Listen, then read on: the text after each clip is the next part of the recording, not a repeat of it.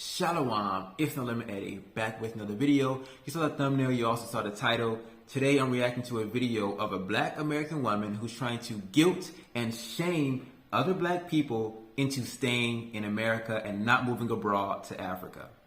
My name is No Limit Eddie. I'm a 23-year-old American who lives abroad full-time on the continent of Africa. In particular, right now, I'm in my apartment here in Egypt. Okay, on this channel, I talk about travel, business, overall how to be a good person. If that's not interesting to you, then subscribe to this channel. I really want to hit 25,000 subscribers, and I need your help to do that. So please subscribe to the channel if you're not subscribed already. Leave a like on today's video, and most importantly, share this video with a friend who you think might enjoy it.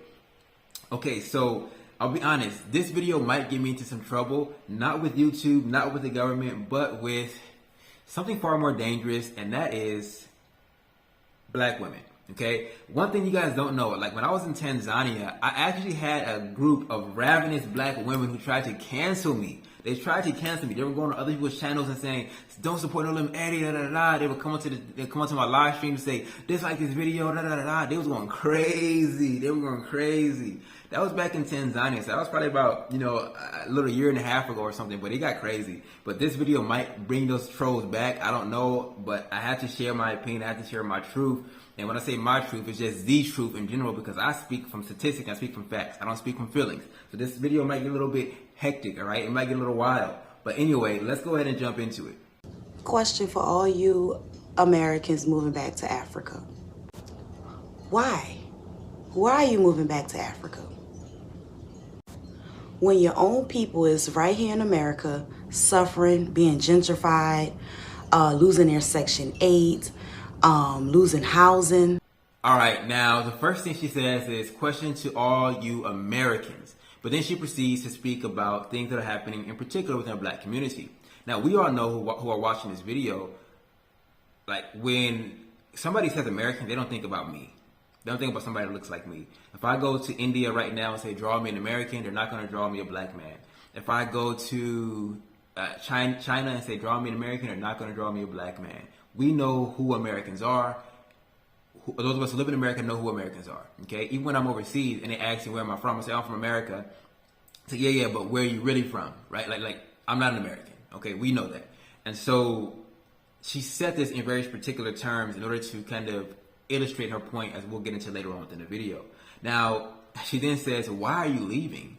But then goes on to list a series of toxic situations that other people like you are in, right? Why are you leaving? I mean, we're just suffering. We're just being gentrified. We're just losing our housing, right? Why would you leave? That's like almost like somebody stabbing you and saying, like, why are you trying to run away? I'm just stabbing you. Right? When somebody is in pain, when somebody is in discomfort, what do? They move out of that discomfort. They move out of that pain. You put a child in front of a stove and he puts his hand over the fire, he's going to yank his hand off. Like, whoa, that burned.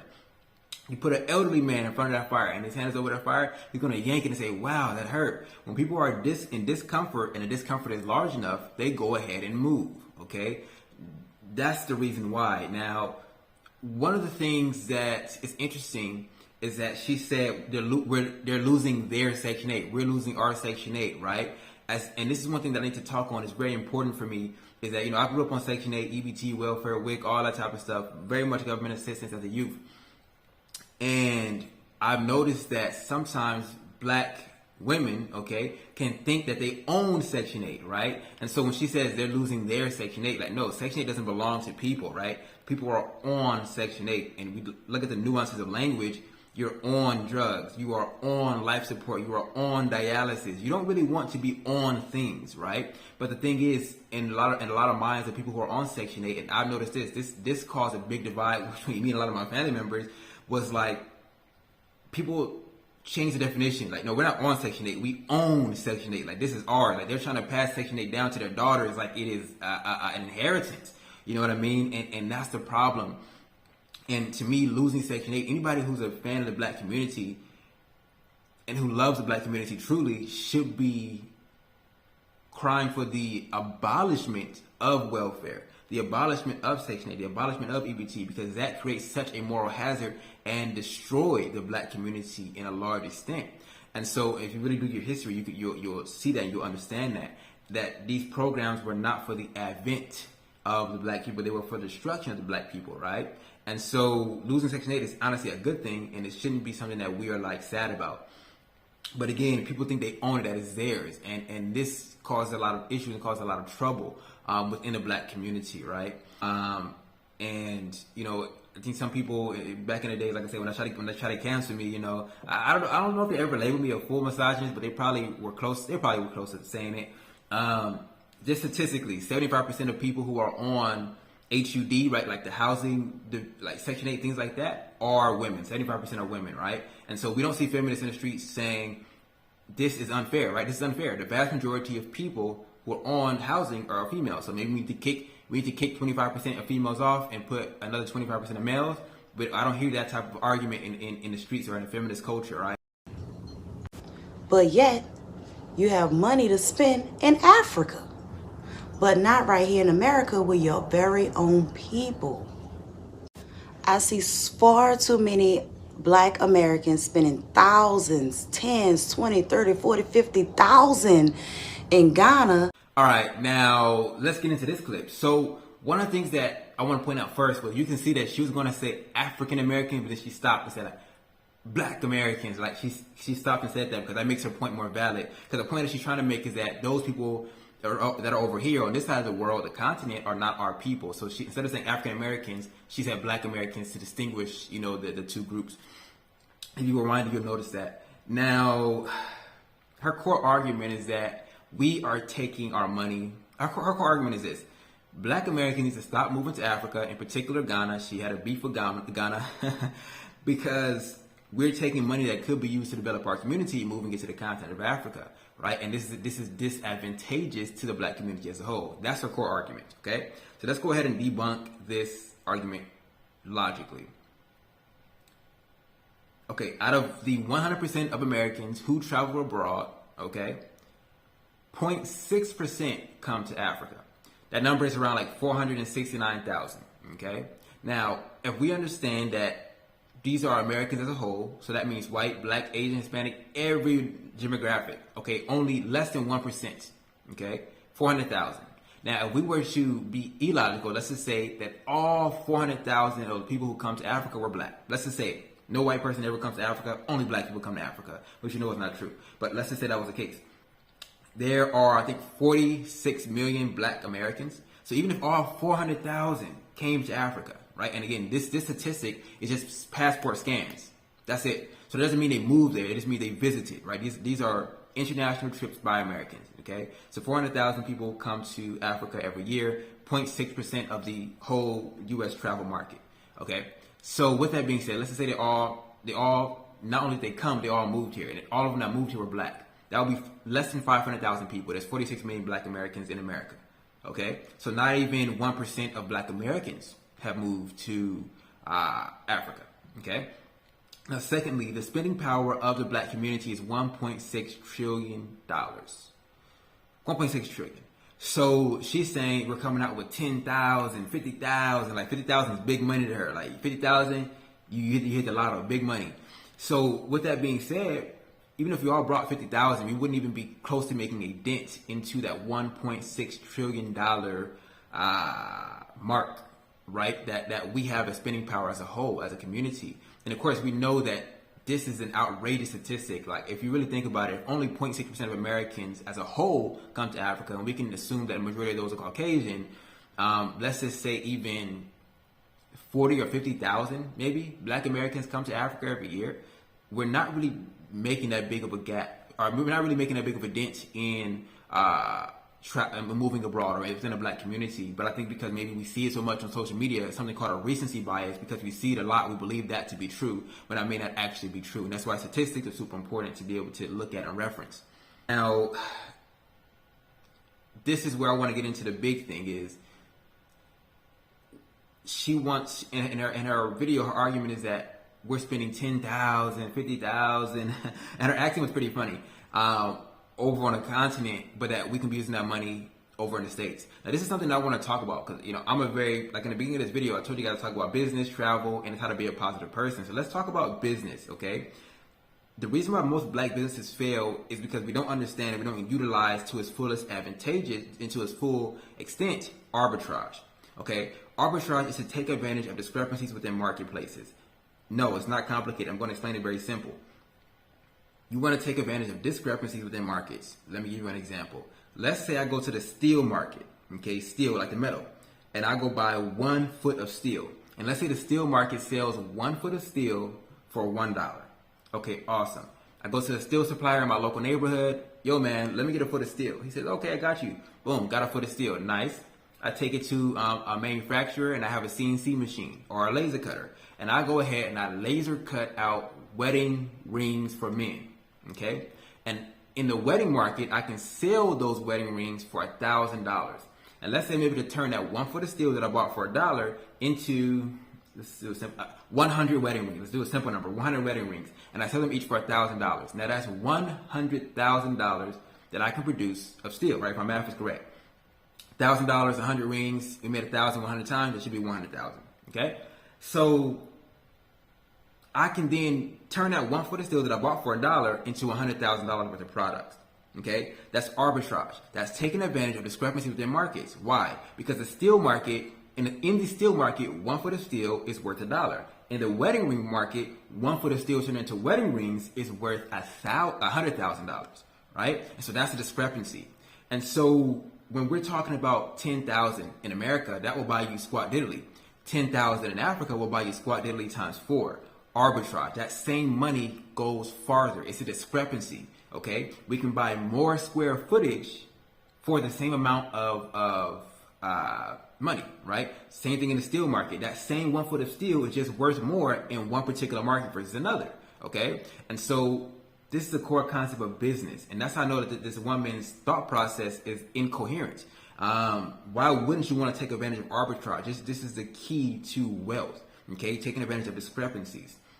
Now, one thing I want to mention here, like, I want to talk about business. I want to also plug my own stuff. If you guys want to learn how to turn what you know into a profitable online business in the next 6 weeks, click the link in the description and register to watch a free video, right? You're going to instantly be able to watch a free video to determine if you want to partner with me in turning what you know into a profitable online business in the next 6 weeks. Link is in the description, okay? Click on that joint and register.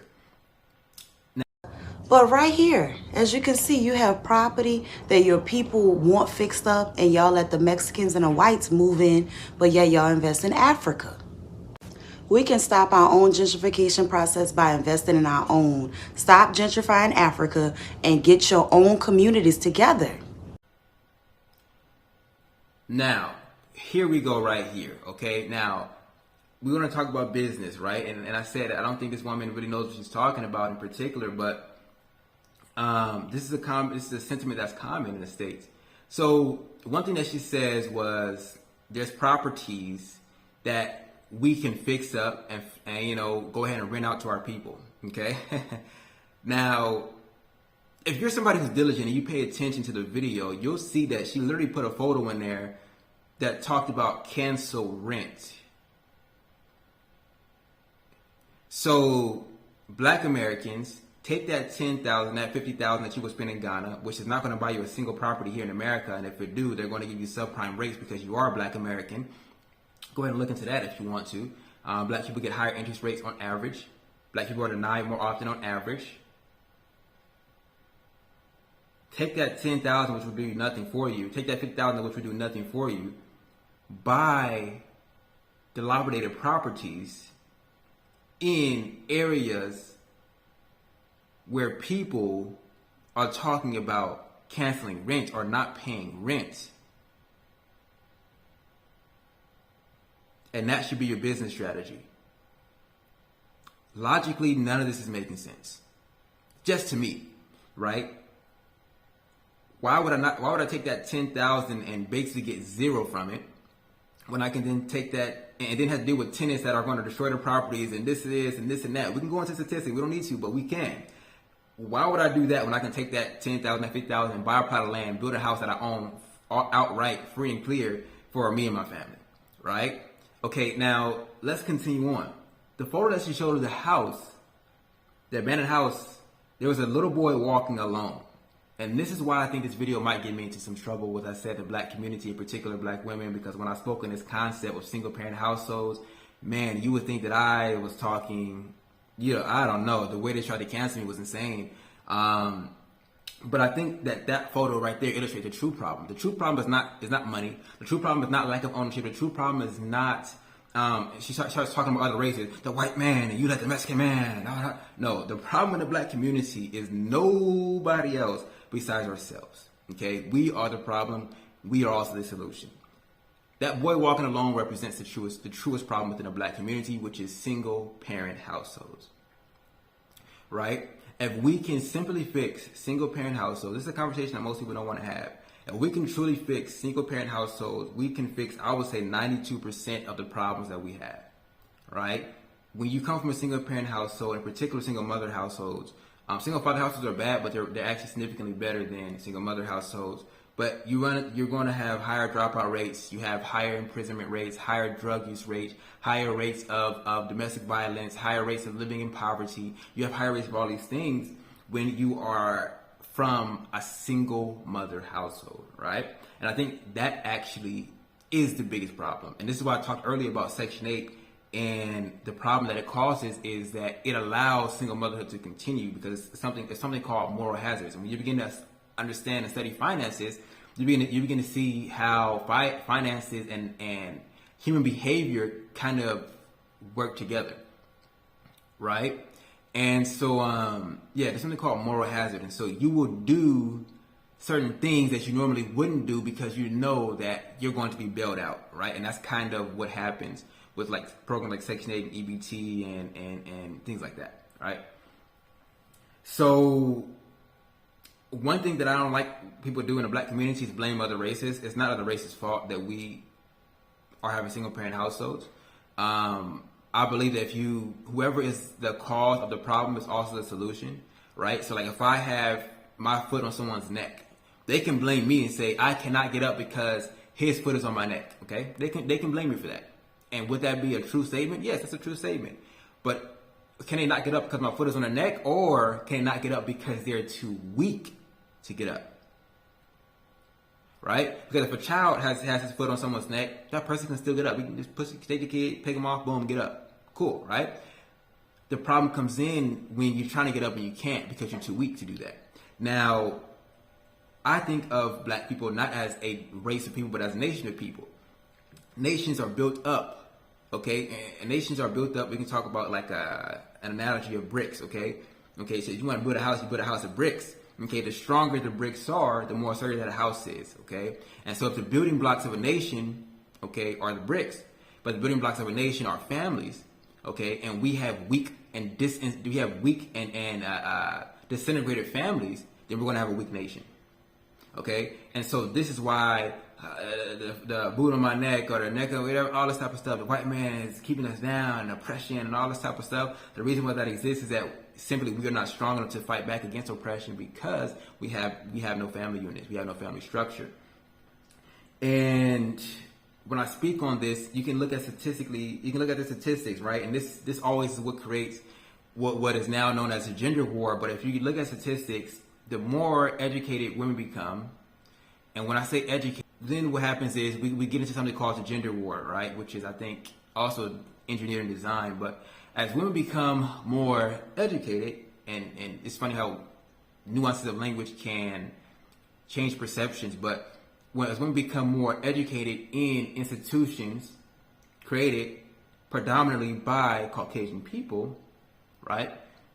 Really Masonic, people, really Masonic traditions, really look into sororities, really look into fraternities, really look into graduation ceremonies.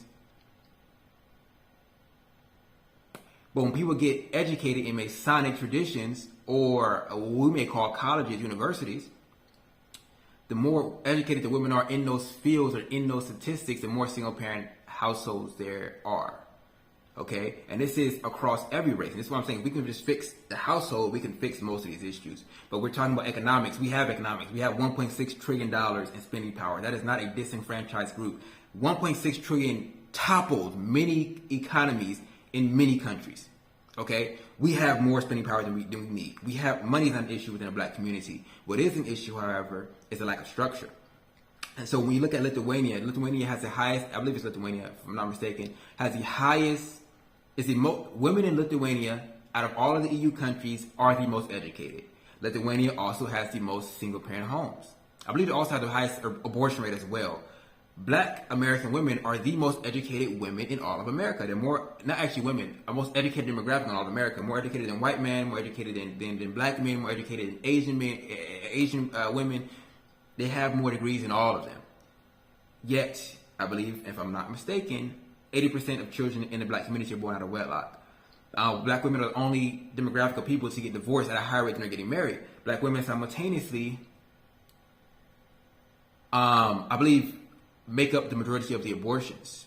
And so, again, these statistics mirror that of Lithuania. So, and Lithuania is a white country, white women, okay? So this just goes to show that the lack of households usually leads to similar results regardless of the race, all right? And so I think that our biggest problem is not money, it's not going to Africa, it's not all these different things. Our biggest problem is family structure. And I think that's the conversation that we need to be having more often, right? But with that being said, my name is No Limit Eddie. They might try to cancel me after this video. I don't know. Who knows, right?